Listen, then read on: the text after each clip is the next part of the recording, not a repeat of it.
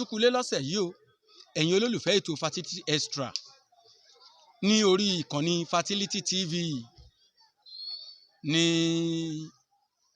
ojúpọ̀ móhùnmáwòrán orí ayélujára.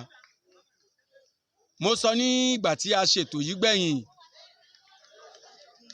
mo ní a máa tú pẹrẹpẹrẹ, a máa ṣe àlàyé fún wa lórí àwọn nǹkan tó ń fa àìrọ́mọbí. Kí gan là ń pè ní àìrọ́mọbí? Àìrọ́mọbí kò lórúkọ méjì ju àìrọ́mọbí lọ, bó tiẹ̀ jẹ́ pé oríṣiríṣi orúkọ náà fún un. Àwọn kan máa sọ pé àgàn. Olódùmarè ò ní já ká yàgàn lágbára Ọlọ́run. Àníyàgàn owó, àníyàgàn ọmọ. Ìgbẹ́jẹ́ ń gbọ́ràn, ọmọ yìí kò ní tán lọ́dẹ kó wá wa lágbára Olódùmarè.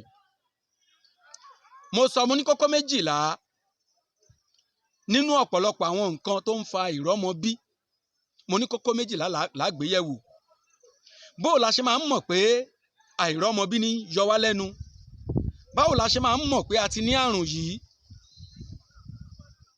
Tó bá ti di pé ọkọ àtìyàwó ṣe ìgbéyàwó láàrin oṣù kínní sóṣù kẹfà ìgbéyàwó wọn tí wọn ò rọ́mọbí, tí wọn ò róyún ní, láàrin oṣù kẹfà kejì sí oṣù kẹfà, láàrin oṣù keje sí oṣù kẹfà ẹlẹ́ẹ̀kejì tá à ń pè ní ọdún kan, tí èèyàn ò rí oyún ní, a jẹ́ pé èèyàn ti ní àrùn àìrọ́mọbí nìyẹn.